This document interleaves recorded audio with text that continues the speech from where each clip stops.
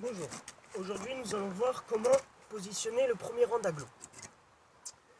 Pour positionner le premier rang d'agglos, il faut vous munir d'un tasseau où vous avez planté 2 clous de la taille de l'agglo avec le cordeau, c'est ce qui va nous servir de ligneur pour aligner les agglos.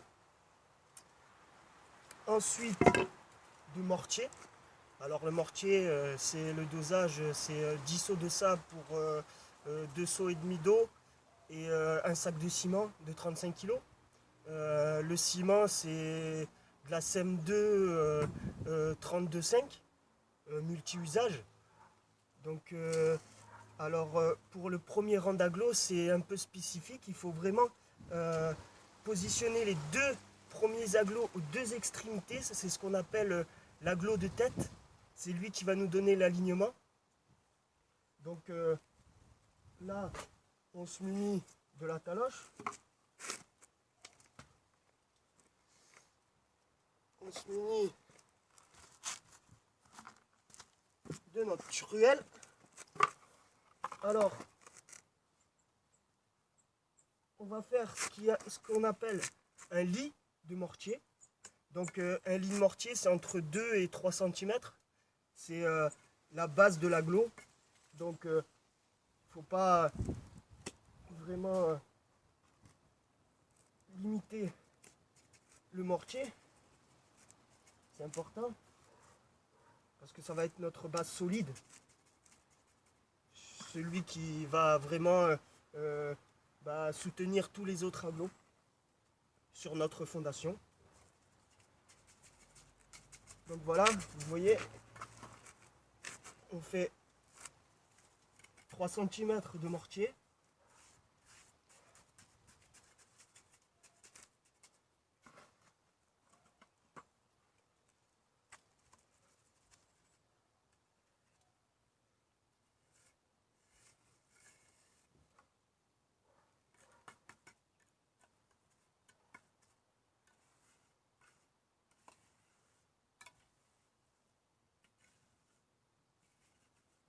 Voilà.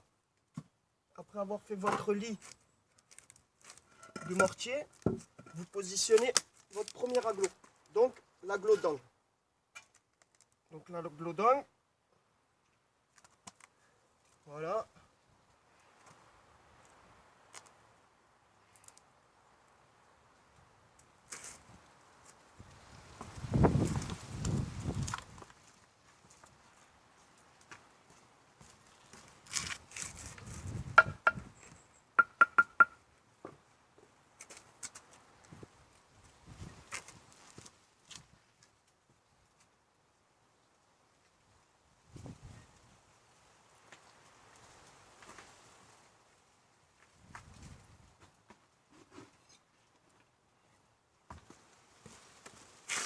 Donc, ce qui est important, c'est vraiment l'aplomb, l'alignement et le niveau.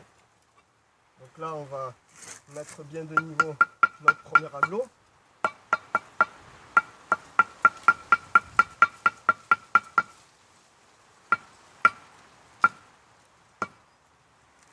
Voilà, donc on regarde bien des 2 côtés.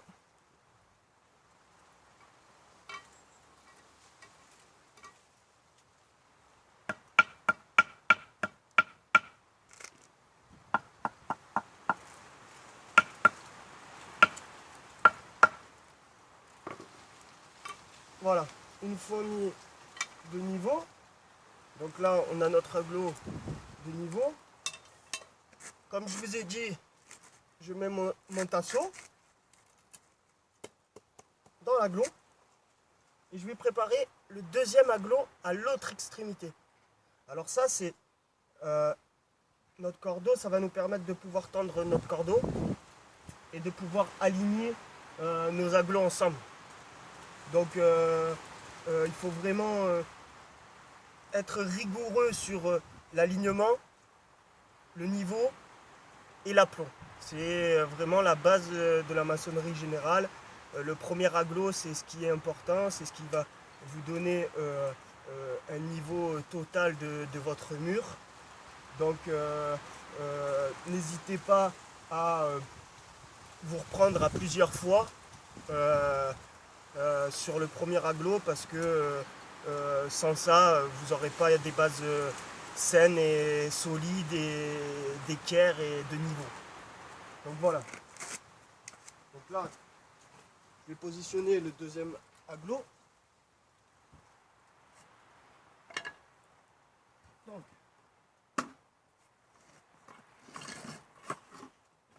je refais mon lit de 3 cm.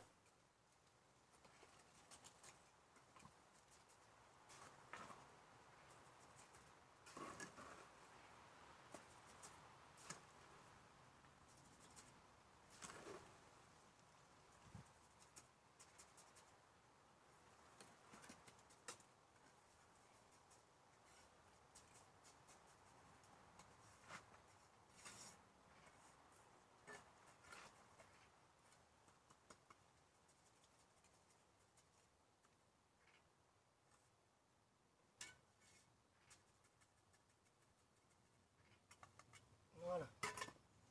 Donc, je positionne mon deuxième aglo.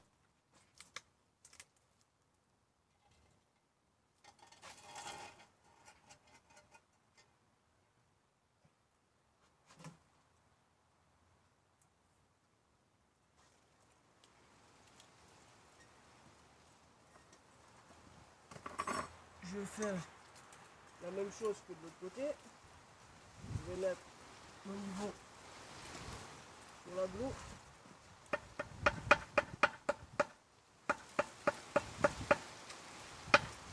Voilà.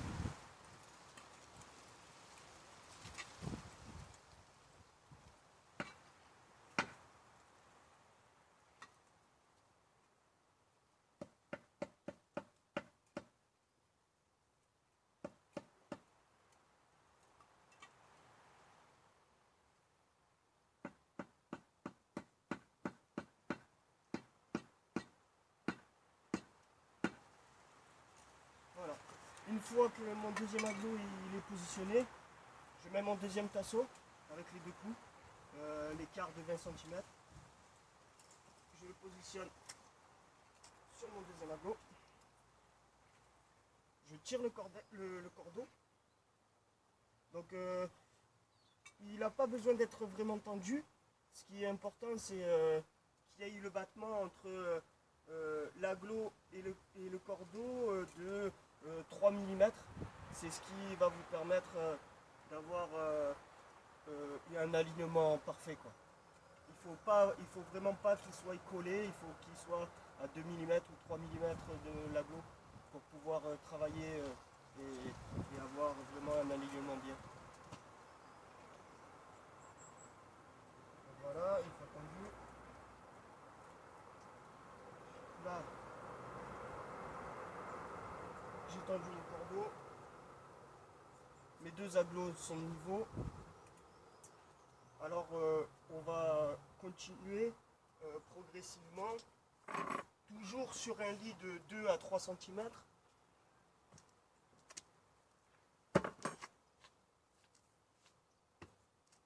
Hop.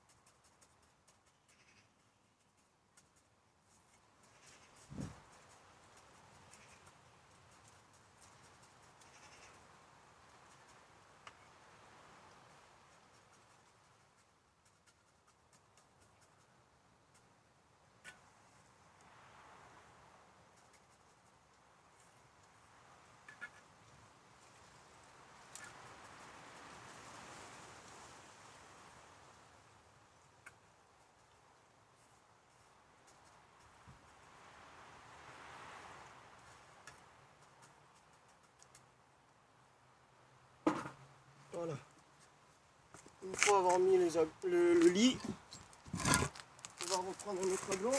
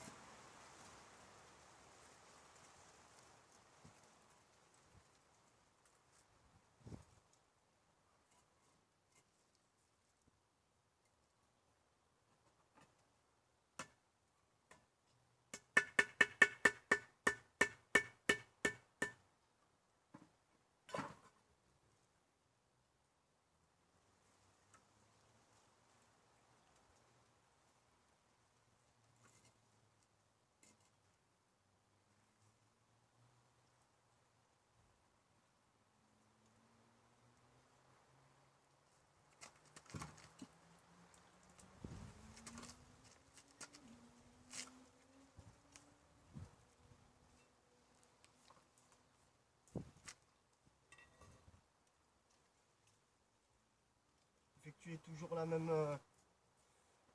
chose, hein, niveau. Là, le niveau il est bon.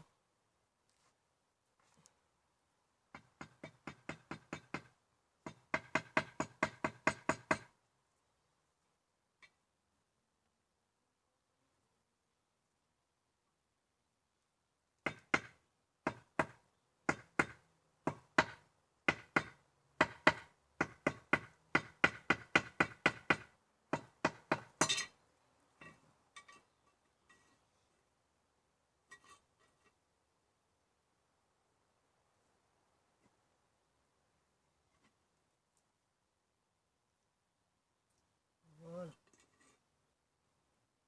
Voilà. Bon, le niveau il est nickel. Donc vous faites exactement la même chose à chaque fois. Récupérez le surplus de mortier pour pouvoir faire les joints des mortiers. Donc les joints, ils sont entre, il faut laisser un espace entre 0,5 et 1 cm, c'est bien, histoire que vous puissiez vraiment bien remplir. Et pour remplir les joints, il faut prendre votre truelle et votre taloche et faire ce geste pour vraiment que ça soit que les deux aglos soient en contact. Voilà, c'est la base du premier aglo. Donc je vous invite à essayer de le faire et je pense qu'avec ces explications, votre mur il sera droit. Je vous remercie.